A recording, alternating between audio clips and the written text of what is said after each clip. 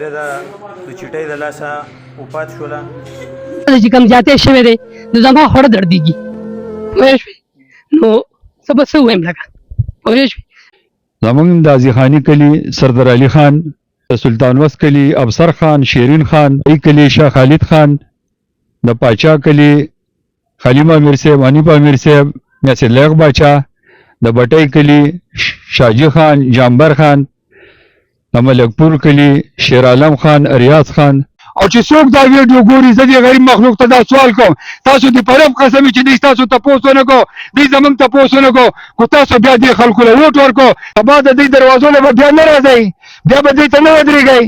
ګوډه خپه باندې هغه سټیشن ته تللی دی، تاسو له ووټ درکړی.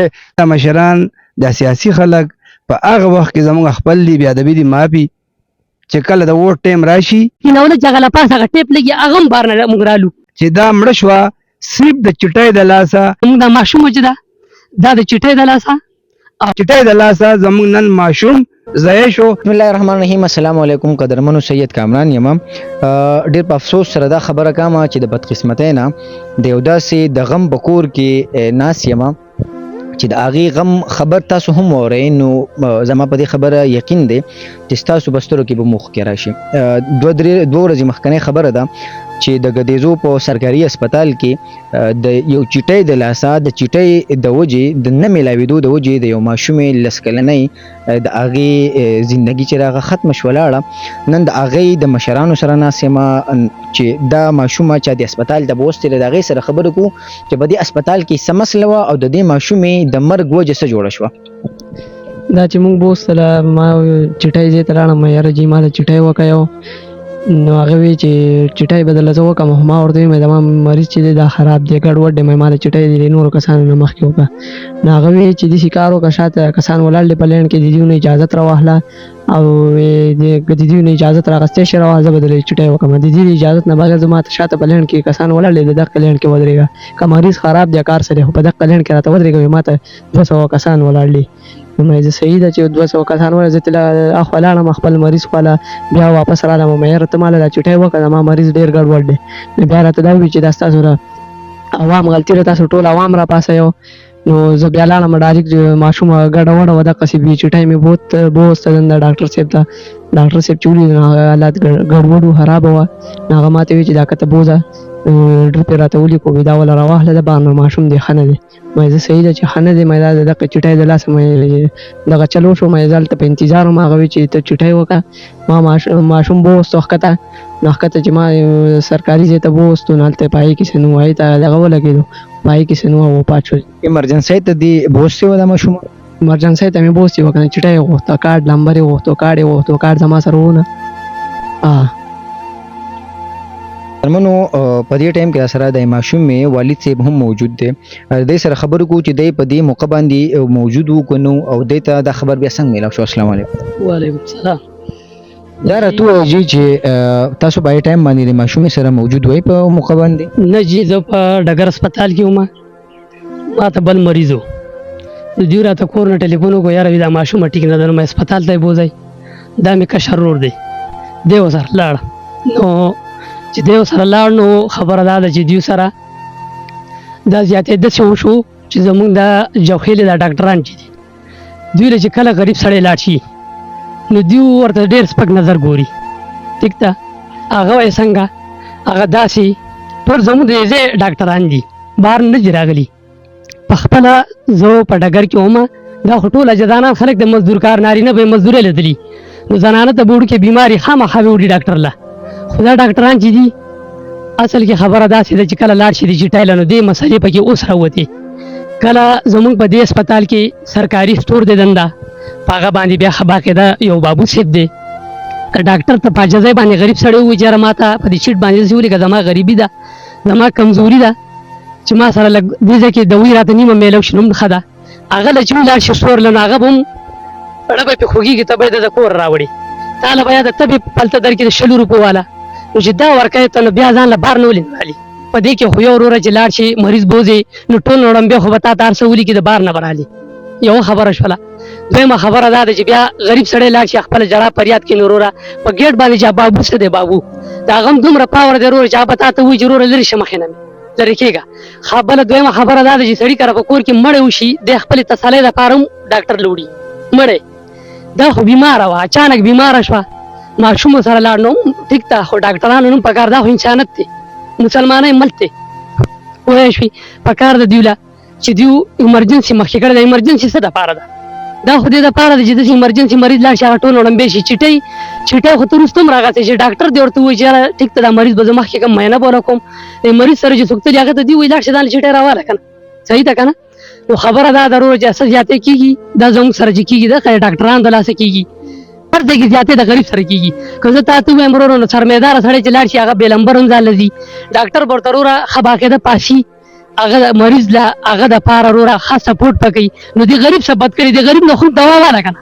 پوه شو که نور هېڅ هم ستا نه شي کولی، تا له ډوډۍ ښه نه شي درکولی، تا له خبره دا ده ستا سره مرسته منډه نه شي والی، نو د غریب د دوا خو واله که نه. د غریب خو دوا به قبلېږي نه، دا خو به الله پاک قبلېږي نه. زموږ دا ماشوم چې ده دا د چټۍ د لاسه او خبره دا ده چې دا د ډاکټرانو د لاسه. دا د هر سړی په خپل اولاد باندې په خپل ځان باندې درمني، خو ای به دې سره به احساس نه وي، دې سره به د بل مسلمان د غریب بچي احساس به نه وي. دې مونږ چې راغلی دا زموږ نیک ته د سلطانس دی. پوه شوې؟ د ده هر احسان منو، د ده نه د اوټ څه لالچ شته، نه د هېڅ ورېشه په دې چټۍ باندې د ده تقریبا 10 ورځې وشي دا خو یې دی کوي، 10 ورځې وشي د دې عوام دپاره پاڅېدلی دی. پوه شوې؟ منډې ترړې وایي. خبره دا ده ستاسو ډېره غټه غټه شکریه زه ادا کوم چې مونږ له په دومره سخت حالاتو کې په دې دومره سخت وخت کې مونږ له په دې ګرمۍ کې په دې ځنګل کې مونږ له دلته راغلی، ستاسو ډېره غټه غټه شکریه ادا کوم، د دې خپل نیک هم ادا کوم چې دا هم زموږ نیکان دي. خبره دا ده یو داسې نه دی پاڅېدلی، د مور زوی یو هم نه دی پاڅېدلی چې د دې عوام د دې غریبانانو خلکو خیرخوا نه دی پاڅېدلی چې ودرېږه اوټ دپاره دروازه د غریب ورته معلومه، په کنده کې هم کور معلومي، په غره کې ورته هم معلومي. اوټ دپاره راشي ورور السلام علیکم خیر جي خیر دی تپوس پوښتنه ښه کوي. خو خبره دا ده نن په دې غریب کې څه تېرېږي دې تپوس خو چا ونه کړو، هم د دې عوام دپاره دی. زما خوړه غواړي ځم چې ښه ټالۍ دې ورته واچوي، ښه د بند کي تنخواګانې پې الي د دې عوام په سر الي. سرکار ته هم زما دا درخواست دی چې لکه ته دوی له تنخواګانې ورکوې، د دوی بچي دوی پې ماموره دي، دوی پې برابر دي، څه دپاره دي لکه دوی خو پې ښه برابر دي، نه د تنخواګانې الي د چا به لاکي د چا به 2 لاکه خو سرکار له ورته میلاوېږي که نه. نو دا موږ هم د سرکار یو، موږ خو څه چېرته بل ځای نه ماجر نه یو راغلي، د بل خلک یو. صحیح ده ټیک ده ځان له به غریبي خاستي هر څه په خپل ځای د محنت په ځان له لګیا یو، نه هم دتې غوښتې. خو دا حقوق نه چې لکه دا سرکار لپاره کته دا هسپتال دی په دې کې ښه باقاعده پکې سټور دی دنده، یو نه 2 سټورونه دي، ښه دوایان ورته په پېټو راځي، خو چېرته ځي؟ غریب له دې ما ته وښیي چې غریب د څه دي هغه پکې نه ونه چې هغه له پاسه هغه ټیپ لګي هغه هم بار نه موږ رالو.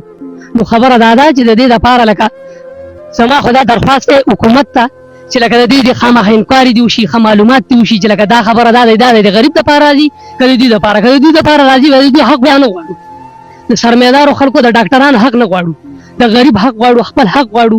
که زمونږ حق پکې وي خو مونږ له دې میلاوېږي، که زمونږ نه وي دا بل چې کوم زیاتی شوی دی نو زما خوړه دردېږي. پوه شوې؟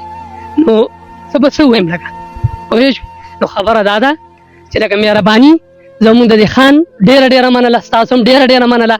پوه شوې؟ دا راته ووایه اخري سوال چې د دې ماشومې د مرګ اطلاع درته څنګه میلاو شوه؟ ما ته داسې میلاو شوه چې زه په ډګر کې په خپله په هسپتال کې وم، مریض سره وم، زمونږ مریض هم سخت و، دغه ولې اپریشن و، سخت کیس و. ما ته دیو اطلاع راله په 11 بجې وې غالبا، نو ما ته چې ټلیفون راغی نو یاره یو ماشوم وفات شوه. مې زه ټیک ده ښه مې تاسو ځای کور ته درځم، صحیح ده دې کیسو نه وم خبر، ولې زه په خپله موجوده نه وم.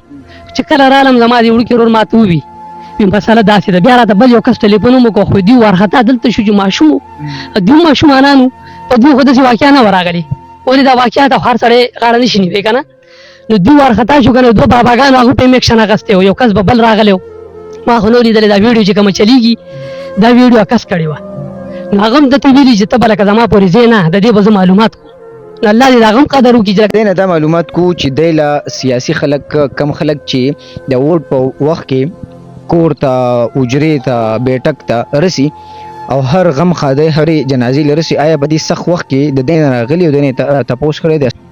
دا راته ووایې مشره چې سیاسي خلکو مختلف پارټو والا خلکو چې په تاسو دومره غټه واقعه تېره شوه ستاسو چا تپوس کړی څوک ترې راغلي؟ هېچا صاحب لا زمونږ تپوس نه دی کړی، هېچا تپوس نه دی کړی.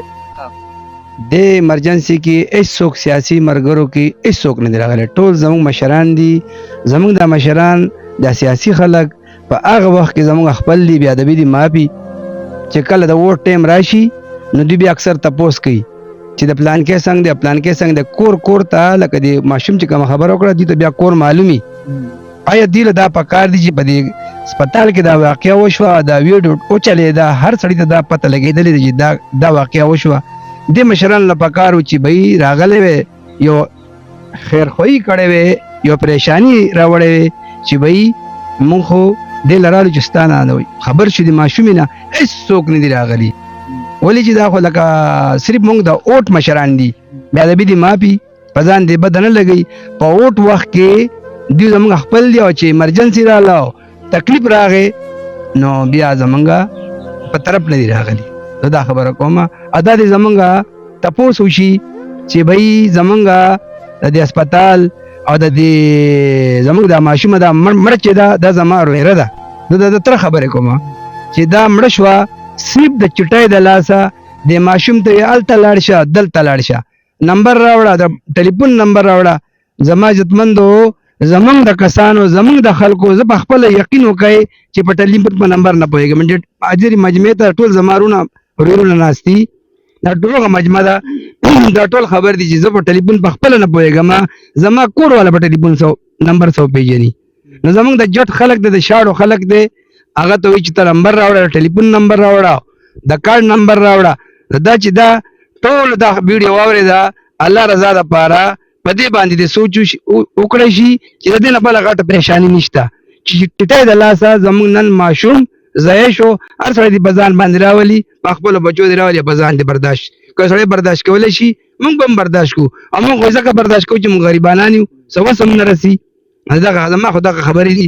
الله رضا دپاره دې دا وکړی شي چې دا نمبر د چټۍ دا نمبر چې دی، دا ټلیفون نمبر او دا اشتهادي کارت دا نمبر دی، الله رضا دپاره زمونږ عاجزانه درخواست دی دا ټکټ شي.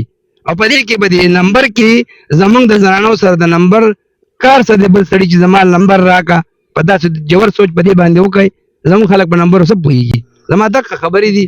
الله رضا دپاره زمونږ تپوس وکړی شي.